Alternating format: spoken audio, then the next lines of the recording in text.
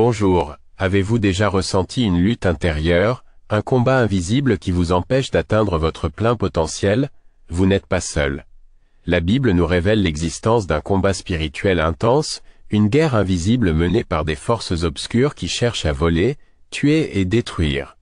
Mais ce que l'ennemi ne veut surtout pas que vous sachiez, c'est que vous avez le pouvoir de le vaincre. Bienvenue sur votre chaîne Prières et Personnages bibliques. Aujourd'hui, nous allons plonger au cœur du combat spirituel, un sujet souvent mal compris mais essentiel pour notre croissance spirituelle. Nous allons explorer les stratégies de l'ennemi, les armes à notre disposition et comment remporter la victoire en Christ. Le combat spirituel est une réalité multidimensionnelle qui se déroule dans le domaine invisible, mais qui a des répercussions tangibles dans notre vie quotidienne. Il ne s'agit pas d'une simple lutte contre nos propres faiblesses ou nos mauvaises habitudes, bien que celles-ci puissent être des points d'entrée pour l'ennemi. Le combat spirituel est une confrontation avec des forces spirituelles organisées et hostiles, dirigées par Satan, le prince des ténèbres. Citons quelques aspects clés de ce combat. Une guerre de royaumes. Il s'agit d'un conflit entre le royaume de Dieu, caractérisé par la lumière, la vérité et l'amour, et le royaume des ténèbres, caractérisé par le mensonge, la tromperie et la haine. Nous, en tant que croyants, sommes des citoyens du royaume de Dieu, et nous sommes donc engagés dans ce conflit, une lutte pour l'esprit. L'ennemi cible nos pensées, nos émotions et nos volontés, cherchant à influencer nos décisions et nos actions. Il sème des pensées de doute, de peur, de culpabilité et de désespoir, cherchant à nous éloigner de la vérité de Dieu. Une bataille pour les âmes. L'objectif ultime de l'ennemi est de nous séparer de Dieu et de nous conduire à la destruction éternelle. Il cherche à nous détourner de la foi en Jésus-Christ et à nous entraîner dans le péché et la rébellion. Une réalité quotidienne. Le combat spirituel n'est pas un événement ponctuel, mais une réalité constante dans la vie du croyant. Nous sommes confrontés à des tentations, des épreuves et des attaques spirituelles tous les jours. Pour mieux comprendre cette réalité, il est essentiel de reconnaître la nature de l'ennemi. Satan est un être spirituel puissant, rusé et malveillant, qui cherche à nous détruire. Ces démons sont des esprits maléfiques qui exécutent ses ordres et cherchent à nous tourmenter. La portée du combat. Le combat spirituel se déroule à tous les niveaux de notre vie, personnelle, familiale, communautaire et même sociétale.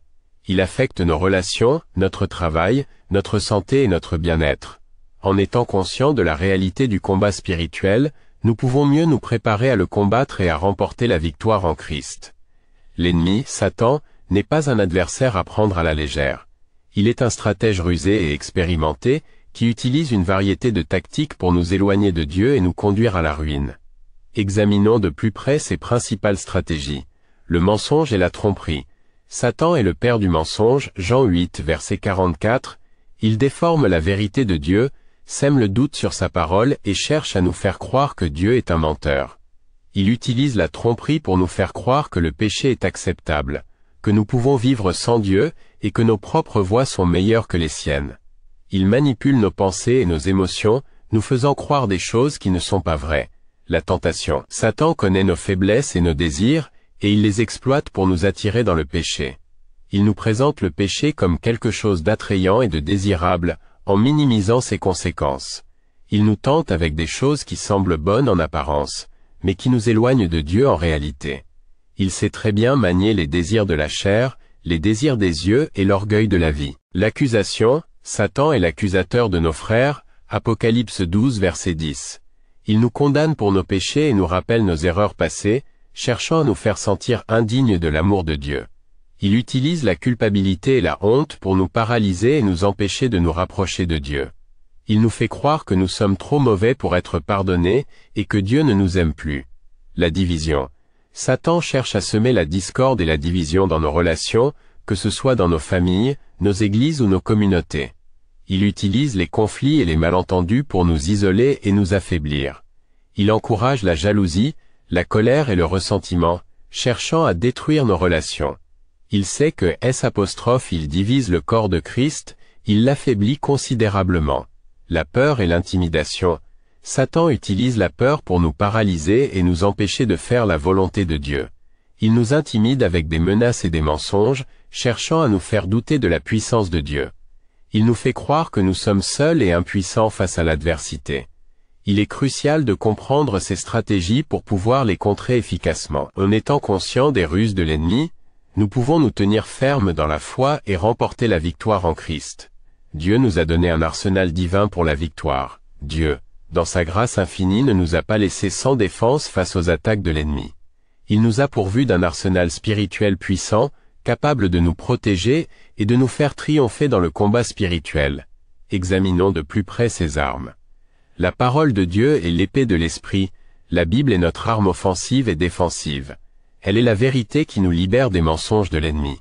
Hébreux 4, verset 12 dit, « Car la parole de Dieu est vivante et efficace, plus tranchante qu'une épée quelconque à deux tranchants, pénétrante jusqu'à partager âme et esprit, jointure et moelle. Elle juge les sentiments et les pensées du cœur. » Nous pouvons utiliser la parole de Dieu pour résister aux tentations, pour réfuter les accusations de l'ennemi et pour proclamer la victoire de Christ. La prière est notre connexion avec Dieu. La prière est notre moyen de communication avec Dieu. Elle nous permet de lui demander de l'aide, de la sagesse et de la force. Éphésiens 6 verset 18 nous exhorte à faire en tout temps par l'Esprit toutes sortes de prières et de supplications. Par la prière, nous pouvons invoquer la présence de Dieu dans nos vies, recevoir son réconfort et sa direction, et intercéder pour les autres. La foi est notre bouclier protecteur. La foi est notre confiance en Dieu et en ses promesses. Elle nous permet de croire en la victoire de Christ, même lorsque les circonstances sont difficiles. Éphésiens 6 verset 16 nous dit que le bouclier de la foi nous permet d'éteindre tous les traits enflammés du malin. La foi nous protège des doutes, des peurs et des mensonges de l'ennemi. L'armure de Dieu est notre équipement complet. Éphésiens 6 verset 13 à 18 décrit l'armure de Dieu, qui comprend la ceinture de la vérité qui nous permet de nous tenir fermes dans la vérité de Dieu, la cuirasse de la justice qui nous protège des accusations de l'ennemi, les chaussures du zèle que donne l'évangile de paix et qui nous prépare à partager l'évangile, le bouclier de la foi qui nous protège des attaques de l'ennemi, le casque du salut qui protège nos pensées et nos émotions, l'épée de l'esprit, qui est la parole de Dieu. Cette armure représente toutes les ressources que Dieu met à notre disposition pour nous équiper pour le combat spirituel. En utilisant ces armes avec foi et persévérance, nous pouvons remporter la victoire sur l'ennemi et vivre une vie de liberté et de puissance en Christ. Comment remporter la victoire? Voilà une stratégie divine pour le triomphe. La victoire dans le combat spirituel n'est pas une question de force personnelle, mais de dépendance totale à Dieu. Voici des enseignements essentiels pour remporter la victoire en Christ. Revêtez l'armure de Dieu chaque jour. Éphésiens 6 versets 13 à 18 nous invite à nous revêtir de l'armure de Dieu pour pouvoir tenir ferme contre les ruses du diable. Cela implique de s'approprier chaque élément de cette armure. La vérité, la justice, l'évangile de paix, la foi, le salut et la parole de Dieu. Prenez le temps chaque jour de vous rappeler que vous êtes revêtu de cette armure et que vous êtes protégé par Dieu. Demeurez dans la parole de Dieu et priez sans cesse. La parole de Dieu est notre arme principale contre les mensonges et les attaques de l'ennemi. Psaume 119, verset 105 dit « Ta parole est une lampe à mes pieds et une lumière sur mon sentier ». La prière est notre moyen de communication avec Dieu. Elle nous permet de recevoir sa force, sa sagesse et sa direction. 1 Thessaloniciens 5 verset 17 nous exhorte à prier sans cesse. La prière et la parole de Dieu sont les aliments de notre esprit. Résistez au diable, et il fuira loin de vous. Jacques 4 verset 7. Nous avons l'autorité en Christ pour résister aux attaques de l'ennemi.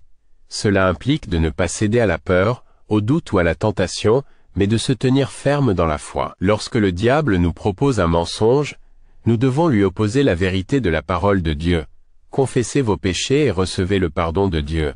1 Jean 1 verset 9 nous assure que si nous confessons nos péchés, il est fidèle et juste pour nous les pardonner, et pour nous purifier de toute iniquité. La confession de nos péchés nous permet de nous débarrasser du poids de la culpabilité et de la honte, et de rétablir notre communion avec Dieu. Il faut être honnête devant Dieu, car il connaît déjà nos cœurs. Marchez dans la lumière et la vérité de Dieu. 1 Jean 1 verset 7 nous dit que si nous marchons dans la lumière, comme il est lui-même dans la lumière, nous sommes mutuellement en communion. Et le sang de Jésus, son Fils, nous purifie de tout péché. Cela implique de vivre selon les principes de Dieu, de rechercher sa volonté et de lui obéir. Il faut donc faire le tri dans nos fréquentations et dans les informations que nous consommons, en appliquant ces clés avec persévérance et foi, nous pouvons vivre une vie de victoire et de liberté en Christ. Le combat spirituel est réel, mais nous n'avons pas à le craindre. En Christ, nous sommes plus que vainqueurs. N'oubliez jamais que vous avez le pouvoir de résister à l'ennemi et de vivre une vie de victoire en Christ. Si cette vidéo vous a fortifié, n'hésitez pas à la liker, à vous abonner à notre chaîne Prières et personnages bibliques et à laisser un commentaire pour partager vos expériences et vos questions. Que Dieu vous bénisse abondamment.